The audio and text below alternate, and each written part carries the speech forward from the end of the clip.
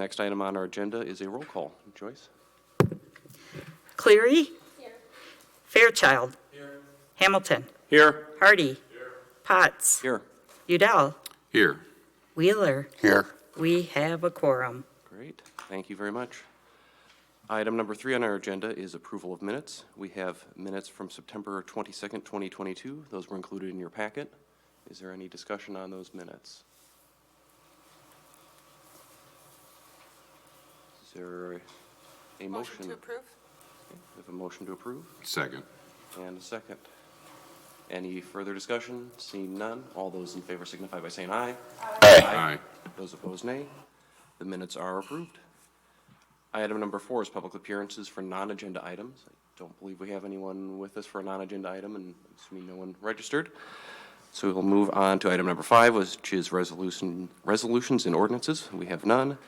And on to item number 6, in venture capital. We have Ned Hoyt with us today. I don't know if, Mike, you wanted to give any introduction? Sure, I'll give a brief introduction here. Thanks, Andy. We wanted to invite Ned Hoyt and Mike Thorson, our partners from Venture Capital. They're one of the lead developers as we transform our North Fish Hatchery Road corridor into what developed as the town of Fitchburg into the city of Fitchburg of today. And they've got multiple projects already in the ground and more in the visioning and planning stages. So we thought it might be good to have them come out, give us an update on each of their projects, and also give us their perspective as far as what the development and kind of construction world is experiencing with some of the changes in the economy, construction costs, rising interest rates, and things like that, and what it might mean for some projects going forward as we try to work with them to put these together. So with that, I'll turn it over to Ned, and I think Mike's maybe joining us online.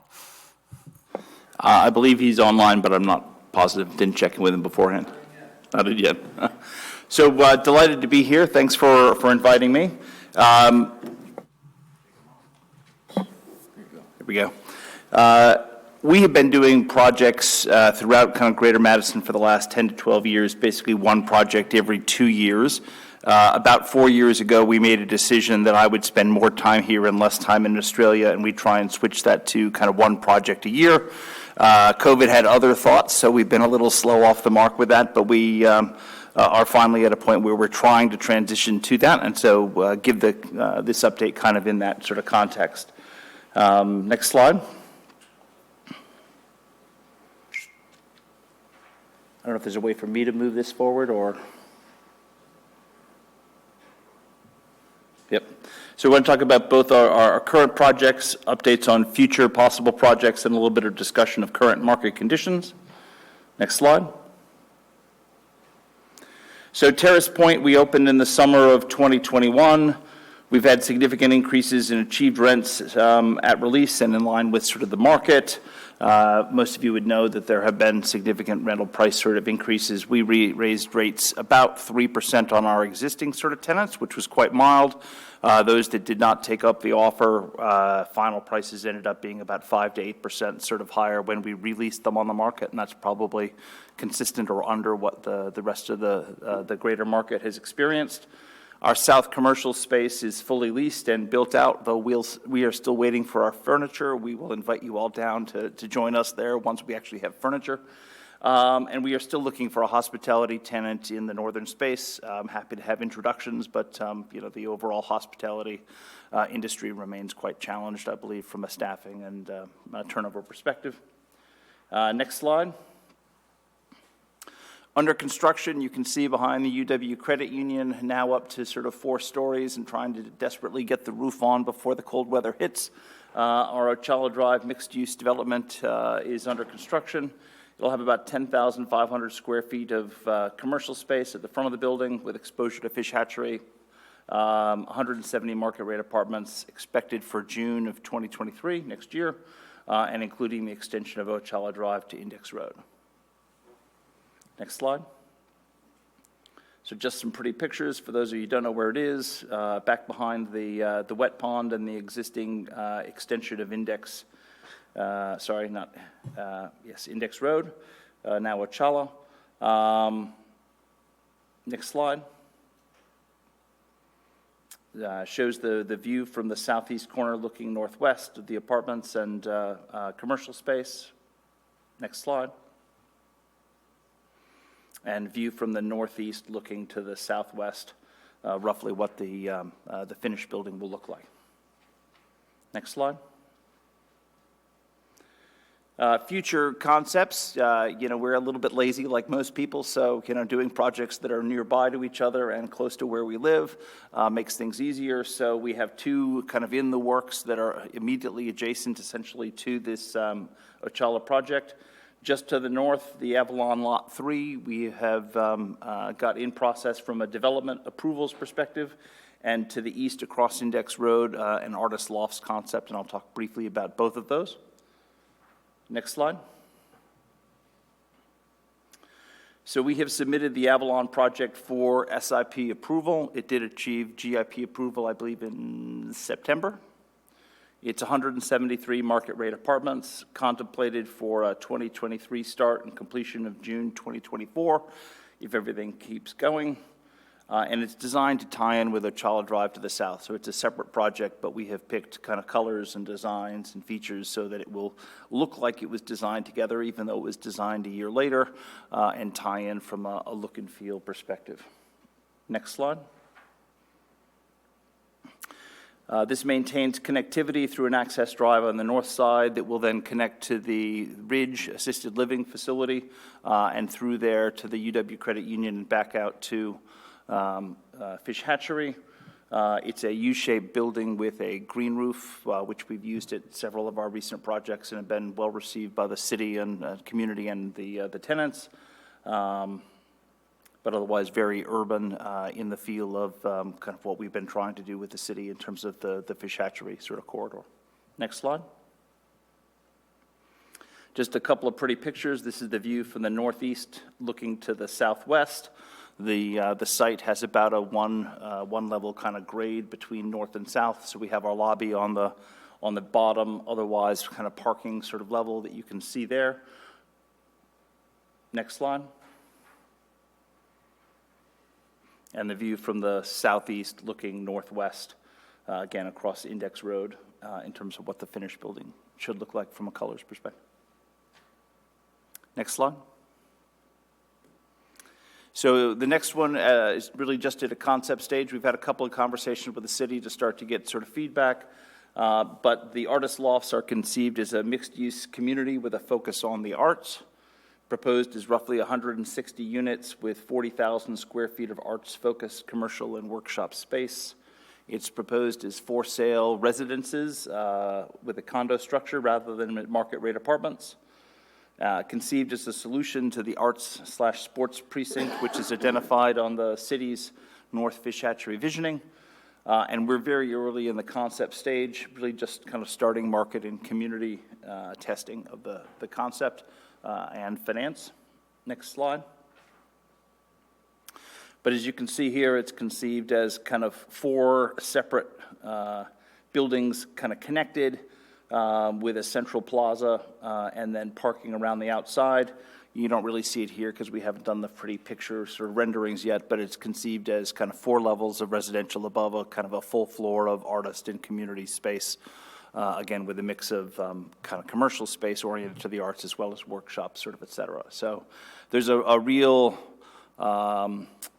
question of how do you get the gestalt or the feeling sort of right. So how do you actually have a place where people want to live and actually want to purchase, the units, not just sort of rent for sort of a year or two, with creating a vibe that businesses that are focused on the arts actually want to be there for, but will actually be able to pay some rent for. So how do you make those kind of for-profit, but also the environmental aspects sort of work? So we're in early days and working with a number of folks, both within the arts and kind of commercial kind of communities to try and figure that out.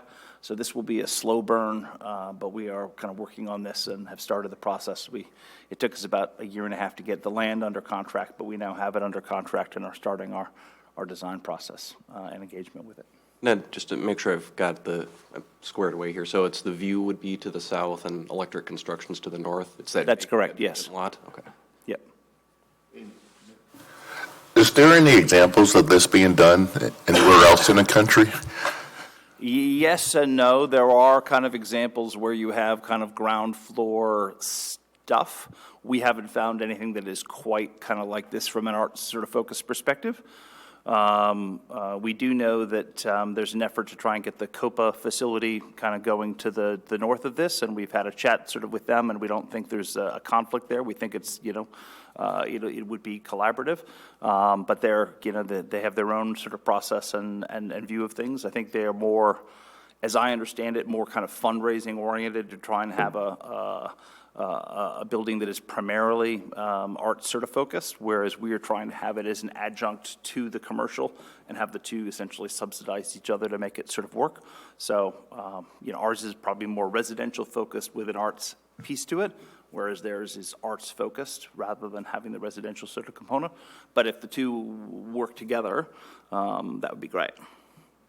Mike Zimmerman found one for us that we have an intent to kind of go road trip sort of out for and have a look at, sort of, it's in Wisconsin.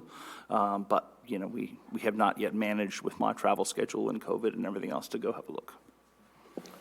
Do you have a projected unit mix on what that's going to be? We don't yet. Our unit mix has been in the past predominantly kind of one bedroom with about 20 to 25% two bedroom and maybe 5 to 10% 2+ or 3s. We have shifted that slightly over time to add more 1+s, more 2s, more 3s. As COVID sort of came along, people have wanted more space. We think from an ownership perspective that the vast majority of the units would be 2-bedroom or 3-bedroom, so probably a 2/3 split in that direction. But that's kind of a market feedback question that we're working with some agencies and some other people to look at. Thank you. Next slide. So all of that is the theory of the case, right, of, okay, you make plans and God laughs. But three areas of significant kind of uncertainty. Strong rental growth is part of, is happening at the moment as part of overall inflation, but, there is a limit to what people can actually afford, right? So you can't just project sort of rents to sort of continue on sort of indefinitely. At some point, they become a real burden either to the individuals and the families trying to afford it, or simply to what businesses can pay to attract people. There's been a dramatic increase in interest rates and funding costs, in part because of that inflation. The Fed is very clearly signaling that they don't want this level of inflation. And elevated construction costs have been here for a while, and they are certainly continuing along with more specific supply chain issues. And we'll talk a little bit about kind of both of those pieces. Next slide.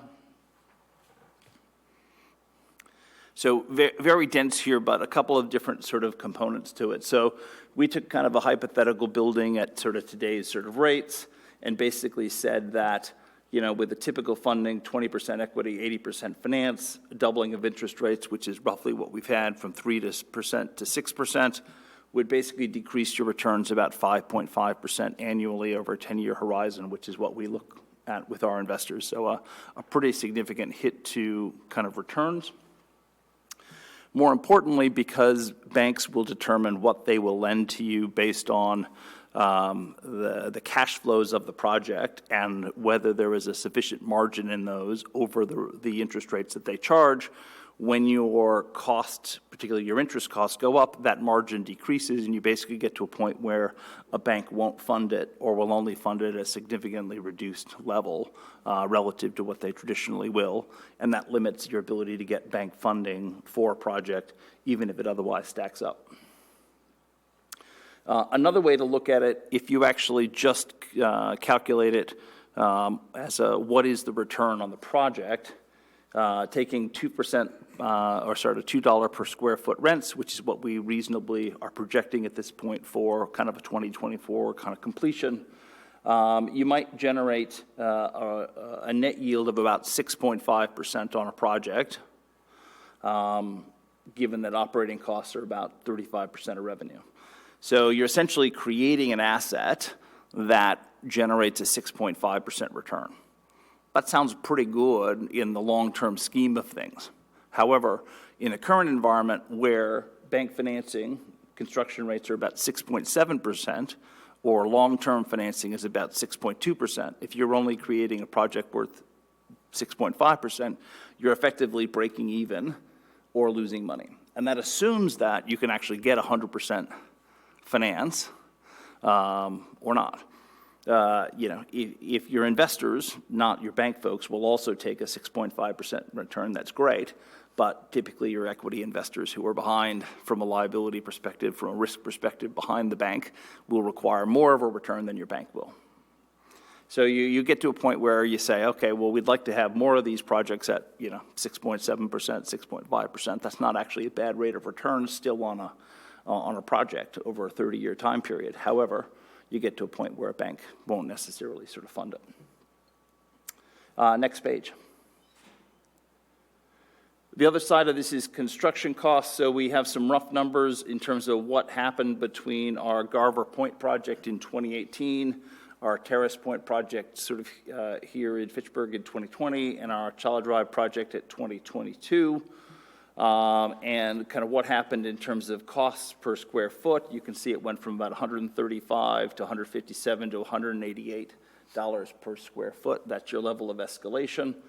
So cost inflation on the previous project was 15% in the 2 years from 2018 to 2020, and another 20% to Achala in 2022. So reasonably significant sort of cost inflation, total inflation over that period, over the 4 projects, nearly 40%. Now, a lot of that was driven by lumber costs, up about 42%. Those seem to be coming back down somewhat if you look at the lumber kind of future sort of prices. Other materials costs about 16%, and then various other labor, et cetera, up 41%. So even though some of those have abated, you have other costs that continue to sort of go up from a supply chain perspective. At the moment, I'll tell you, electrical stuff is a real sort of issue. Our general contractor has had some projects that are 6 to 9 months late in delivery based on the unavailability of electrical components.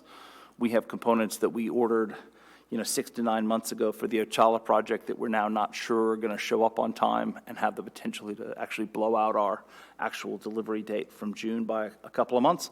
We are working on that and have kind of regularly scheduled conversations with those sort of suppliers. But there are issues like that remain even beyond sort of overall kind of cost inflation.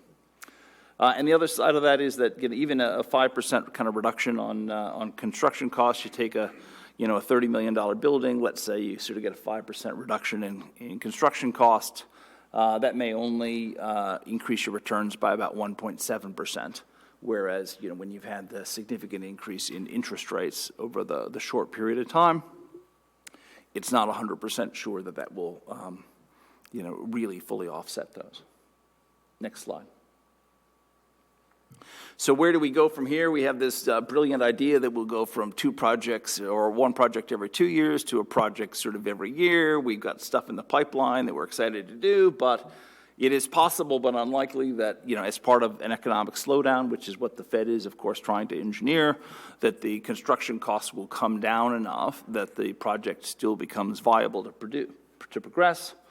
It's possible that investors will look at it and say, well, okay, the Fed's going to cause a recession. Based on that, if we can get the project built in 2 years' time, by the time it's leased up, interest rates will be back down because we're going to have a recession, and therefore they're going to have to reduce their interest rates. So if we can only get it built, we know we'll be able to refinance in 2 years. That's investors taking a bet. Maybe they will, maybe they won't. It's more likely that construction projects like ours will be mothballed pending changes or reductions in those interest rate costs, which is what the Fed is actually telling the market it wants to happen. But that creates problems because a lot of your inflation is based on higher rents. So if projects like ours don't get built, rents continue to sort of go up, inflation stays higher. It's a bit of a catch-22 for the Fed. Anyhow, we are positioning ourselves basically so that we can proceed if we get the right mix of interest rates, construction costs, investor interest. But otherwise, there are some long overdue vacations in the Thorson and Hoyt household, which will probably be taken next year as a result. And that's our update. Mark? I have 2 questions. I think both the 2 of you and is Mike Zimmerman as well. Yesterday, you gave a presentation at the Chamber of Commerce meeting about the number of projects in the city. And there was a significant, in my mind, number of new developments, apartment-type developments I see in the Madison paper this morning, they're looking at putting 500 units. Somebody wants to put 500 units along Tenney Park. They're also talking about putting units where the Oscar Mayer facility was. Where's the demand going to stop, number one? I mean, what is do we truly have this much demand for all these projects? And are they going to be full when they're done? I know the one up here in North Fishhatchee are full, you said, right? And we went to the thing for the chiropractic a couple weeks ago. So that's great. But where's the demand going to stop? And does our city have the infrastructure with retail? You know, you talked, Mike, at Uptown. We got nothing over there yet now but Quick Trip. And are we going to be able to deliver all this once these things get built? If the construction costs and the rates aside, where's the demand? I mean, is it 5% a year, 10% a year? I'm just trying to put my big hat on at the 10,000 square foot level. I mean, I guess I'd just like you to react to it. Do you want to say anything? Yeah. I'll respond to the kind of demand for units, and then let sort of Mike come back on sort of the retail. So when we raised money for the Ochala project, we went back and revisited some analysis we'd done a few years ago in terms of, you know, what has the net kind of uptake of units sort of been, sort of supply versus sort of demand. And basically it said to us that there is still a significant shortage in housing in the greater Madison community. Part of that is because the people who are coming here for jobs tend to have smaller households, tend to have a higher proclivity sort of to rent, and therefore there is a demand for apartments still that, you know, is unmet, and even with the stuff that's kind of in the pipeline, is likely to continue to sort of exist. I think we had one building that had 16 days over the entire building of vacancy last year. 16 days. So that basically means, you know, people moved in and out on the same day, or over 160 units. There was a total of 16 days of vacancy in that sort of building, which is just extraordinary, the demand to get in immediately. So in those kinds of conditions, and with rents going out 5 to 8% for release of units, it's indicative that the market is telling us that's the case. Mike and Joyce, you actually referred to us an email asking about the Ochala project from, I think it was from Epic, basically saying, hey, what do you have coming up? We're trying to plan our new hires for sort of next year. And, you know, will there be enough sort of housing, because we had issues this year. So those kinds of indicators seem to indicate that that the demand is there, at least in the foreseeable future, for apartments sort of like this. The question is, how long does that continue to go, from an employment perspective, and then, what are the rest of the facilities kind of like? Mm-hmm. And Mark, I would just add to that, the greater Madison region, I think over the last 10 years, there was a shortage of multifamily units that we had to kind of catch up with as far as construction. And then greater Madison and Dane County is the fastest growing county in the state of Wisconsin. So there's just that continual population growth in this region, here that we have to try and stay ahead. So we're not only catching up on units, but then with the new population growth. And as soon as the buildings are completed, it seems like they're fully leased up or pretty close to leased up. Now on the retail commercial side, I think that's where we're kind of focused on the trade ring. And as part of our North Fishhatchery Road vision, there it was kind of filling in, because we had a lot of vacant land, and we still have a lot of vacant land, up there. So when the retail and commercial people look at the 1 mile and the 3 mile kind of trade ring, we've got some major holes and gaps up there, as well as some, I would say, lower socioeconomic, kind of parameters up there. I know I had a conversation with a commercial real estate broker about wanting to talk to Pick and Save and see if we could get that upgraded to a metro market. And this was from a commercial broker, no affiliation with Pick and Save. And he just told me flat out, he said, right now, Mike, you guys don't have the trade ring demographics to have that conversation with them as far as what they're going to look at for the stores that they've upgraded to metro market there. So I think it's a combination in North Fishhatchery Road of, first of all, filling it in. One of the reasons we've got the emphasis on market rate housing is to strengthen those trade ring demographics up there. So that's part of the strategy. We got really good traffic counts coming down Fishhatchery Road. As you come south on the Beltline at Greenway Cross, I want to say it's either 42 or 46,000 cars a day, which is comparable, believe it or not, to East Washington by Bree Stevens. there. So it shows the power and the potential of that corridor, but it's a larger strategy as we fill in that trade ring. That's one of the reasons why we're not only excited about the projects that Venture Capital is doing and kind of filling in, but we were excited about the Plesco project, the Traceway Drive North, because that would start to bring us more market rate housing on the west side of the street that right now predominantly is naturally aging affordable housing over there with the fairways and the pines. So we really need to kind of strengthen and mix up the trade ring demographics up there on that corridor. One thing I will mention, and not divulging anything confidential here because I don't know who it is, but I got a call from a broker just earlier this week, Ned, food and beverage. And so I sent them information on Terrace Point there, so they may be reaching out to you. I gave them both your and Mike's contact information. It's somebody that's not in the region yet, but they're potentially looking for a location. So we'll see if that materializes and if you get a call from them. Over in Uptown, I think it's the same thing. We've got a lot of vacant land there, and as we fill in the trade ring, that'll happen organically.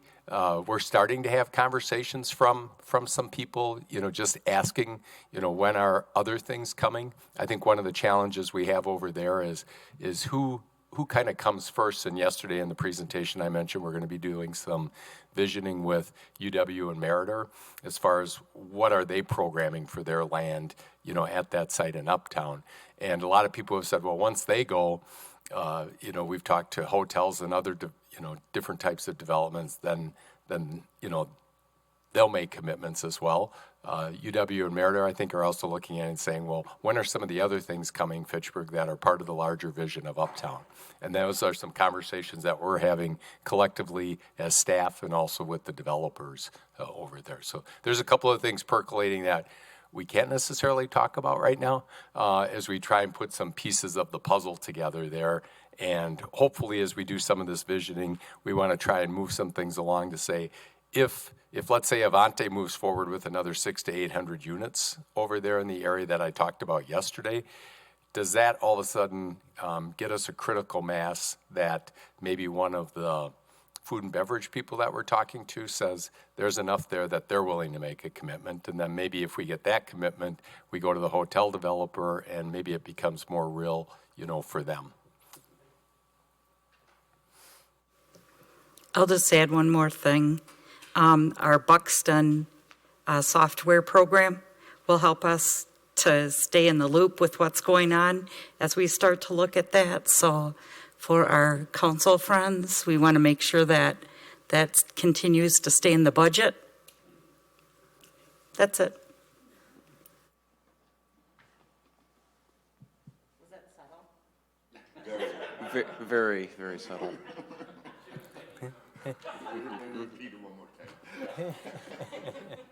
She'll leave a flyer on your car.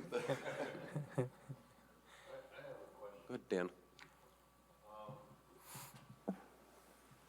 When you're raising equity capital, what are the banks doing with respect to demanding, your equity? 20, 30, 40%? Is that going up now as your projects go forward? In the past, I think we've had offers that provided for as low as 15% cash equity, 20% including a developer fee or contribution. We've typically done it with slightly more equity than that, usually about 20% hard cash, 5% developer equity, so effectively 75% leverage. We've done that in part because our experience has been that after the building is built and stabilized, that we're able to refinance and return some equity to our investors. The question will be, what do the debt service coverage ratio, the DSCR, look like? And with the interest costs going up, it is likely that the banks will require additional equity during construction. We don't know what that will be yet. We've only started preliminary constructions with the Avalon project, but my guess is that we'll look at something more like 25% kind of cash equity required, about a 70% total loan level. and that's all that will be allowed under the debt service coverage ratios. It could get worse than that. I think if you look at some of the major banks, you would see lower leverage ratios yet again, but I think the local banks that traditionally fund this kind of construction are still trying to, keep busy and maintain their loan books. We also, because we keep all of our projects within venture capital, we typically provide personal guarantees from us as the developers, and that has some extra kind of equity sort of to it, which I think keeps the bank comfortable in our particular case. Thank you. Mike? Hey, Ned, do you have any insight you can share as far as where your tenants are coming from? As far as, Terrace Point and other projects that you're getting interest from? Are they science, tech, healthcare, people moving to the region? I'd have to defer to the actual property managers in terms of any detailed demographics, but given that I live in Terrace Point, I see a variety of people who are in healthcare, who are at startups, who are at, the tech companies, Epic, sort of, et cetera, as well as, just other folks kind of in and around. So there's a mix. Most of them are much younger than I am. I will say the demographics certainly are targeting the late 20s, kind of early 30s. I am the old man of the building. But, yeah, it's a mix.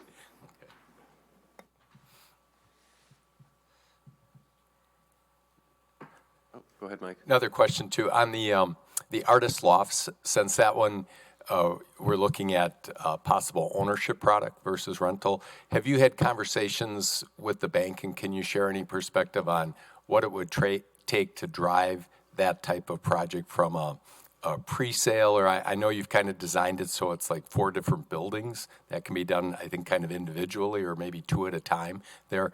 Can you share any kind of perspective on what it would take to drive that kind of project from a bank and pre-sale kind of strategy? We don't have any definitive feedback at the moment. The preliminary discussions we've had have been that traditionally the kinds of ratios that they look for are things like 50% kind of pre-sale. That's a large number when you talk about 160 kind of apartments, and that's why we've conceived that, yes, you could have multiple towers effectively that you could do kind of with a progression, but we have not yet got to the nitty-gritty point of what would they actually require in order to progress something like this. We're a little more focused on trying to figure out whether we can start construction in February on the next one and don't want to confuse the issue.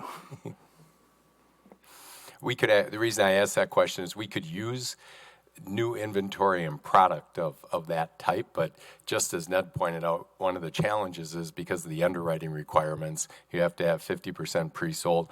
On the townhouse product, we've been able to, the workaround is the 0 lot line there, so that's why we're seeing that product in Terra Vesta and maybe some other locations in Fitchburg. But the more garden-style apartment project has been a challenge to try and bring some new inventory. But we could definitely use some of that product in our community. I have one question. Have you named the Ocala project yet?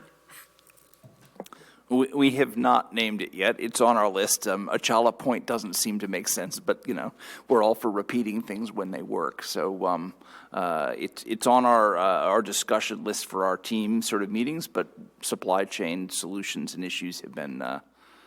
So it's not going to be like Mike's Tower and Ned's Tower, or Probably not. I don't think the focus groups will be responsive to that.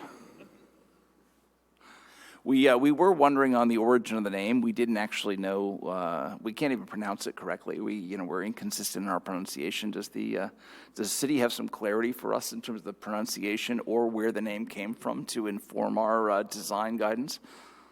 Yeah, the name is actually from a longtime employee and family that worked at the Bowman Dairy there. So Andy Bowman has the history on that because he was the one that requested kind of the name change for the road on that side there. So he's got a good perspective on it. Yeah. I'm going to inject in it. I know this name has come before council and plan several times, and each time I have a difficult time pronouncing it as well. So I'm glad to hear that I'm not the only one. Yeah.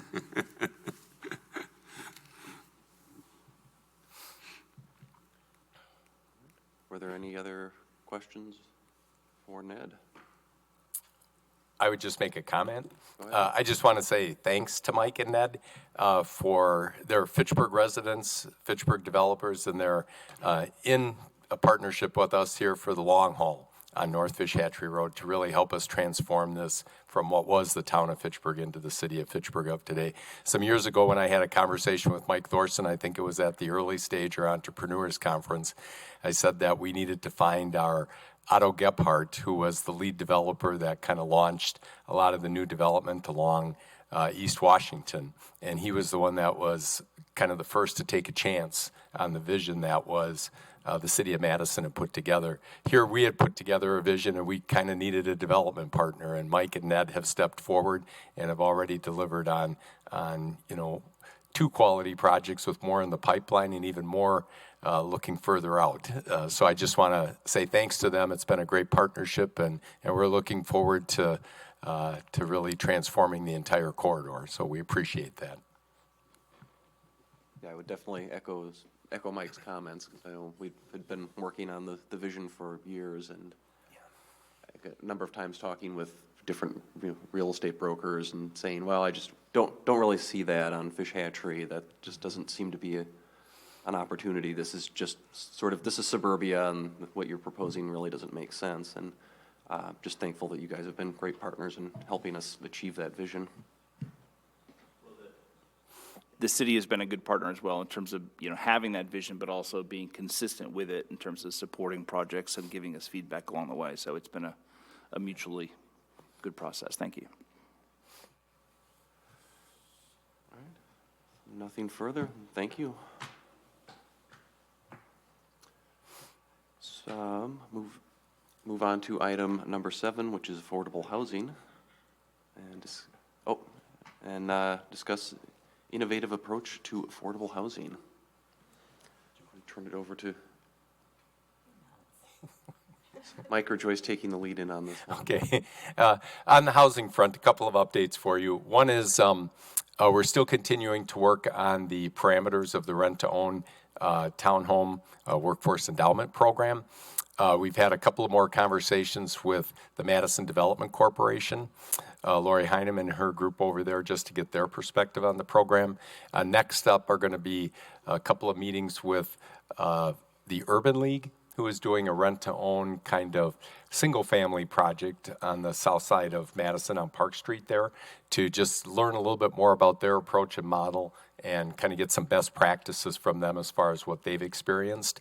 And then there's another group that Lori Heineman identified for us that might be able to give us some good insight and perspective. It's called Hope Community Capital. That's here in the region as well. So we're going to be scheduling a session with them, with Mike and Steve from H&A Advisors as well. So that's one track that we're looking at for the TID for housing money. Remember, TID number 6 we closed and it generated $2.67 million. So we're kind of directing that possibly towards that program there, if we can get the program parameters and also kind of the staffing resources figured out as far as how we manage that program overall. So that's one. Another potential track that we're looking at is the multifamily revitalization, and are there some programs that we would put together to encourage reinvestment, renovation of that older multifamily housing stock. In 2023, TID 4 will close, and that will generate probably about another $5 million that will go into our affordable housing fund. So we're anticipating that maybe some of those dollars would go towards some programs. We're having conversations with the Housing Advisory Committee as far as maybe what a program might look like to, again, encourage multifamily revitalization or reinvestment.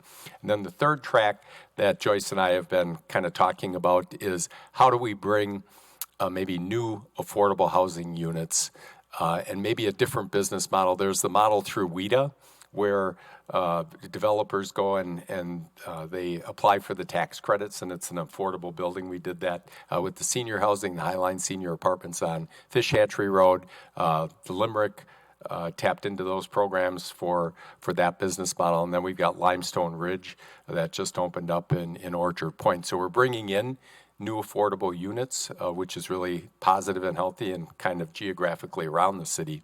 But one model that we learned about was something that Shorewood Hills did in working with John Flad out there, where he was the lead developer on redevelopment of the former Border Bookstore along University Avenue. That's now the Boulevard building. There it's got the Potbellies, AT&T on the first floor, and then I think it's 3 or 4 floors of apartments above. And then he was the one that, the Walnut Grove Shopping Center that used to be over there across from where the Target is out by Hilldale, he completely redeveloped that into the Lodge. And so when I had reached out to him to say, hey, John, we'd love to see you do I saw the Boulevard building. I'm like, boy, I love that building. We'd love to have one of those in Fitchburg. And that's why I reached out to him. And then he said, hey, Mike, why don't you guys, come out and take a look at our buildings? We'd be happy to give you a tour and perspective on them. So it was Joyce, the mayor, Sonia, myself, went out and toured both the Boulevard and the Lodge buildings out there. And as we were touring the buildings, John commented about how there were affordable units incorporated into those market rate buildings. And we were really intrigued by that as we kind of think about how do we generate new inventory of affordable units, but maybe not in just an all 100% affordable designated building, maybe a more integrated model. So that's why we asked for the developer agreements that we sent you. Joyce sent for your homework there to kind of read and take a look at. And as you look at those, they're kind of structured where maybe up to 10% of the units in the respective developments kind of come in at that 60% of Dane County median income. And then there was TIF assistance that helped to underwrite that different rent structure as far as that building rent roll and pro forma and portfolio and everything there. So we just wanted to kind of share that model and perspective with you to kind of get your thoughts and ideas. What do you think of that model? Do you think that would be something we should continue to have a conversation about? And we're going to also share that same information with the Housing Advisory Committee.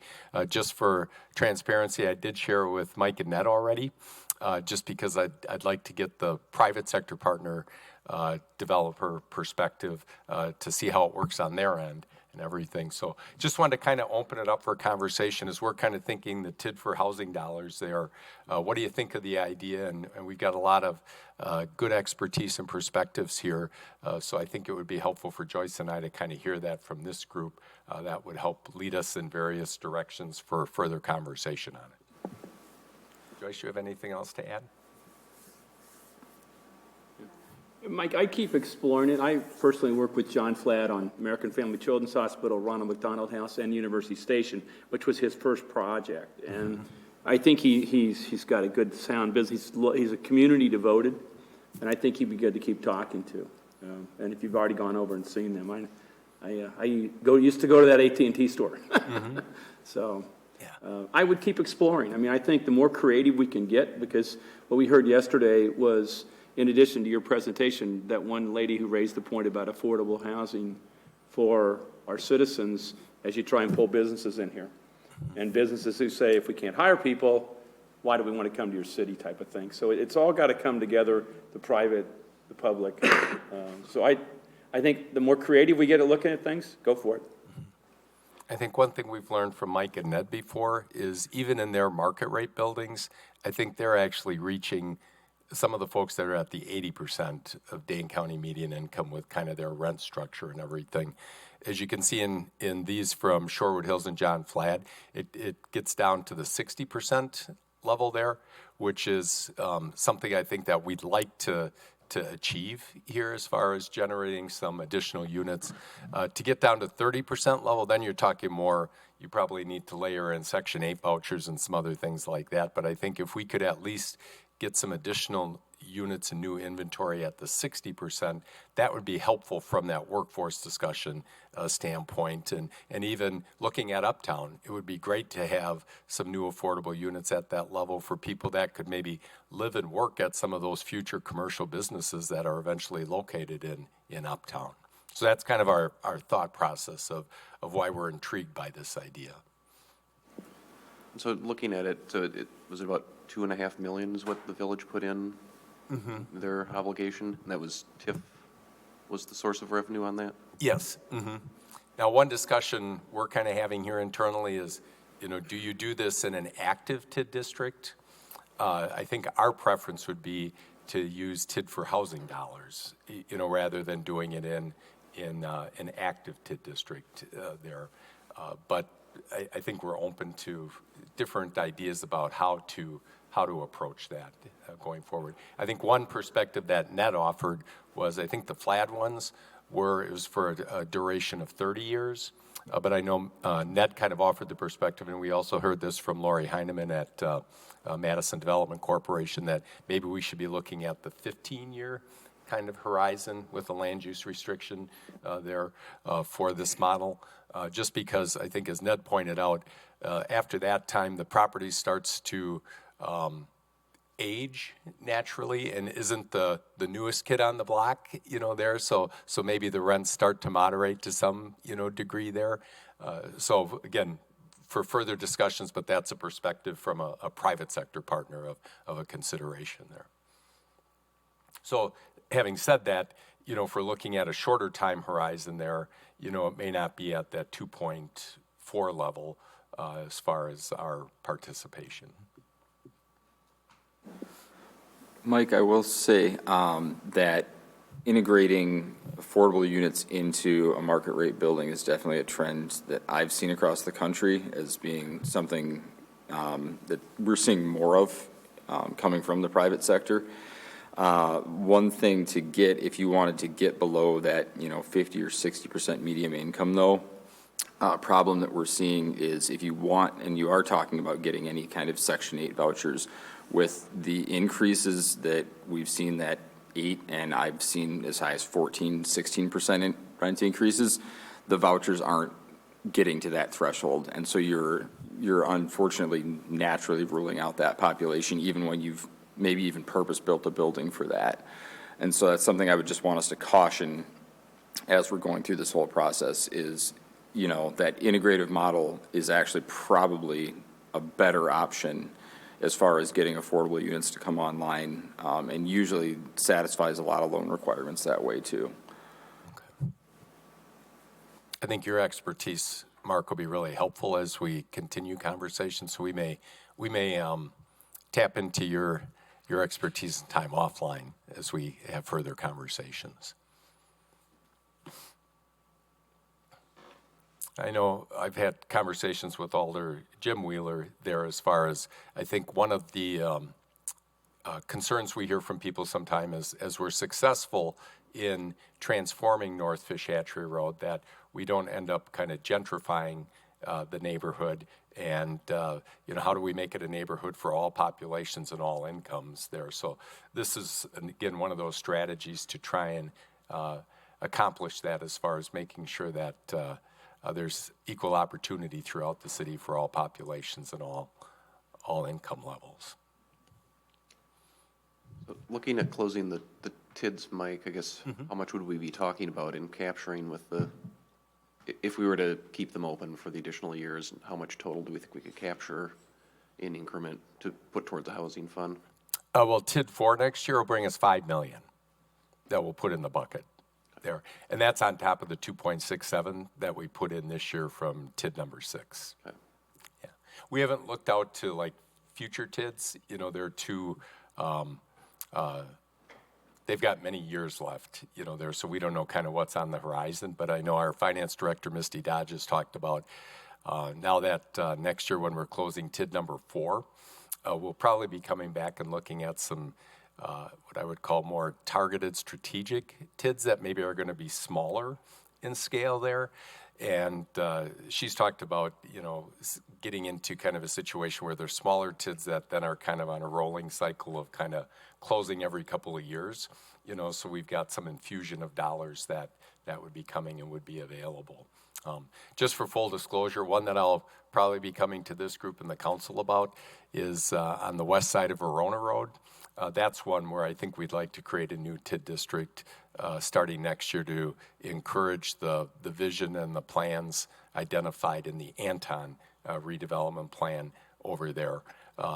kind of along Verona Road, because we've got some buildings that are kind of backwards now to the reconstructed Verona Road there, and how do we help reorientate some of those commercial buildings? And then we've got some significant land over there too that has never been developed. So how do we encourage that higher level of development, more vertical kind of build out like we did with the Benjamin office building that's there at Verona Road and McKee Road that Kale Engineering is located in. So that's one that will probably be coming in and working with administration and the elected officials to hopefully move forward. Another one is, come Sunday, Monday, the town of Madison officially becomes part of Fitchburg. There's a current TID there that's operating under the town that we want to close out on its regular schedule right now. But then we want to come back in, maybe do an overlay district to create a new TID over there to drive continued reinvestment and redevelopment of that neighborhood once it's officially part of Fitchburg, and that it's operating under Fitchburg's business model from a TID standpoint. The town TID is kind of completely different than the way that we approach our various projects within TID districts.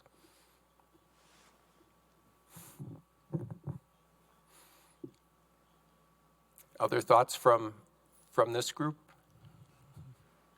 Jennifer, with your real estate background there, anything to add? It's just a constant battle. I mean, you can apply this to any of the avenues that you're discussing, and it's going to be great. But it is a discussion of in the housing committee, that's still part of the conversation. There is a need for affordable housing, but you need market rents and affordable rentals as well. And like the fire safety we were talking about, that would be extremely helpful for the existing properties. But it's still a head scratcher of where do you put the money. So.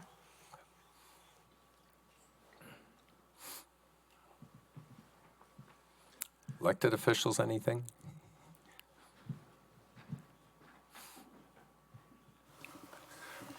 It's just going to be some challenges. I mean, I like where this is going. Actually, I like the idea of using a TID for that Anton Drive area.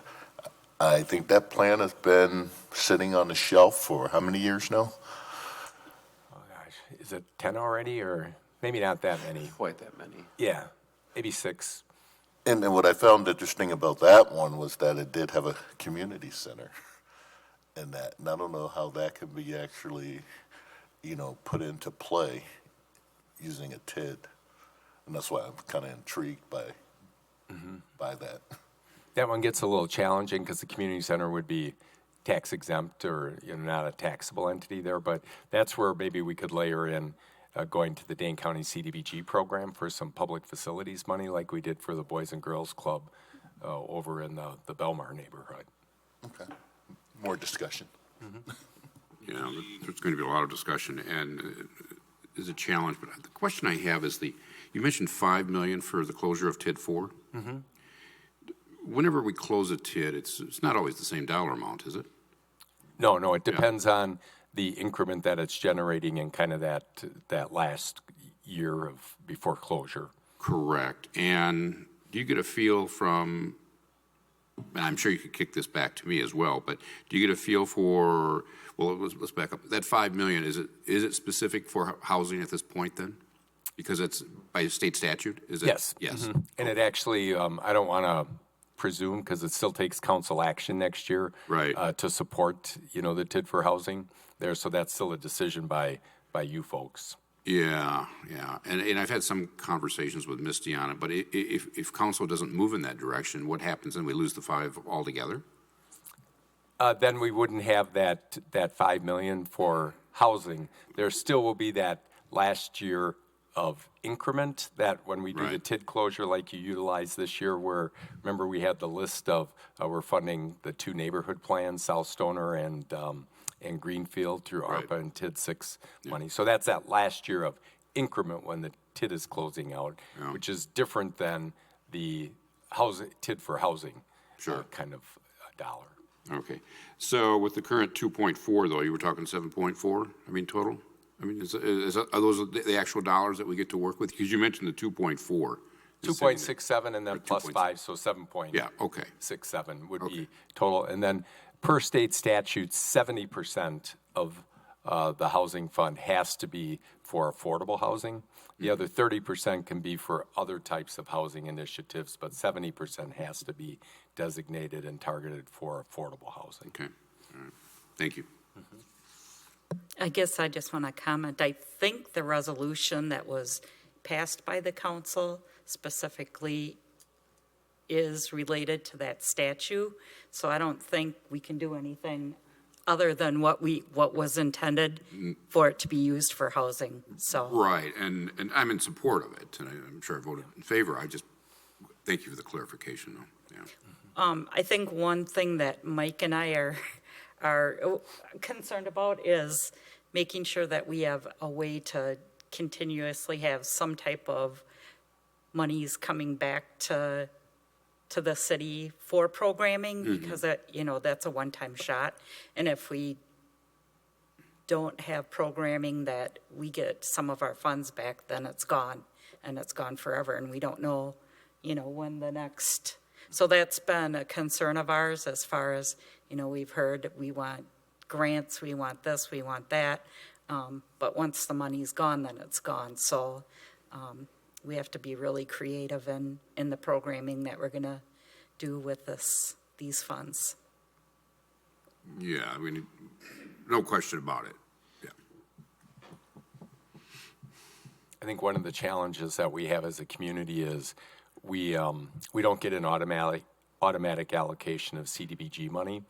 You've got to be 50,000 plus in population, but yet we're dealing with some kind of urban challenges and issues without necessarily having the financial toolkit that a lot of communities that have those same challenges have access to. So that's why we've always had to be kind of creative of how we try and approach some of these things. And as I mentioned at the presentation yesterday, this will be the first time with these infusion of dollars that we'll have some significant funds to actually do some programming and some strategies on the housing front. We just haven't had money before and resources to dedicate to these types of issues and strategies that maybe we have in our community.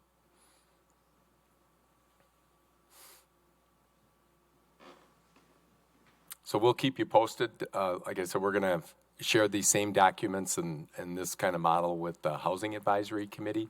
We've got a lot of really smart people with good expertise on that group as well that can provide different perspectives of maybe things that they've experienced and seen and strategies. So we'll keep you posted as we continue the conversation. Thank you. Item number 8 is the hotel room tax report considerations. I believe that was sent out last Friday. We don't have the next quarter's room tax in. It's due on Monday there, so we'll have an update for you at next month's meeting when those numbers come in. Quarter 2 had looked good, and I'm assuming quarter 3 will be on a similar trend. Yeah, and the region is trending, up significantly there. So we're climbing our way back to kind of those 2019 numbers when I think we were at $525,000 there from a overall room tax revenue standpoint. So we're working our way back on that, and as we continue to build back to those numbers, you'll start to see us bring some of the programming back that we used to do. Like next year, hopefully we'll definitely have the Fitchburg Business Appreciation Luncheon again and have that in the queue, which we've kind of mothballed for the last couple of years because of COVID and just the resources of the room tax dollars being down as well. And then Joyce has identified we're going to be restocking our promotional items. So she's been getting pricing for all kinds of different things that we'll be restocking those Fitchburg items in our retail department as well. Just an FYI, though, that those dollars aren't coming from CETA, so. Any questions on the hotel room tax report? Seeing none.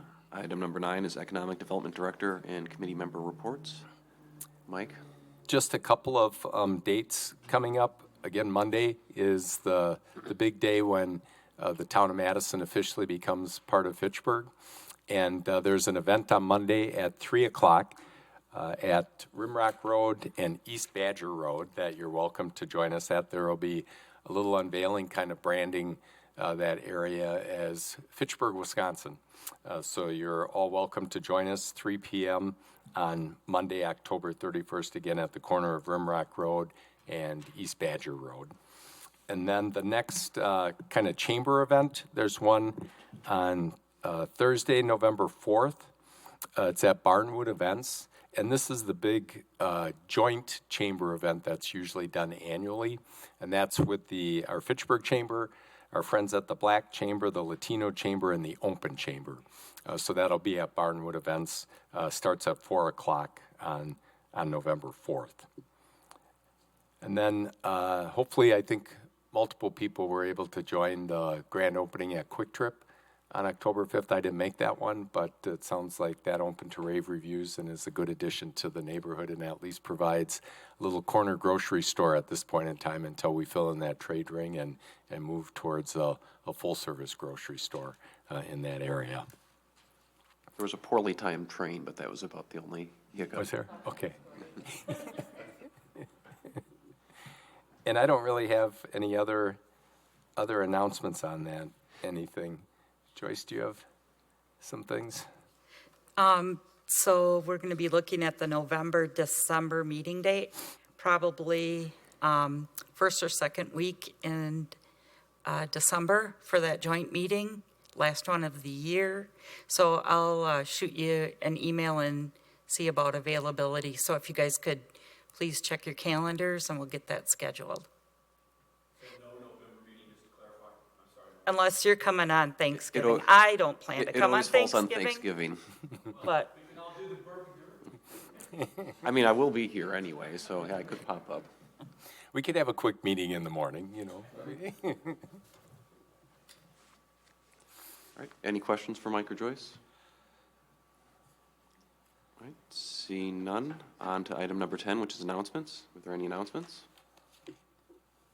Okay, item number 11 is adjournment. We have a motion, a second. All those in favor signify by saying aye. Aye. Those opposed, nay. We are adjourned. Thank you, everybody. Thanks, everybody.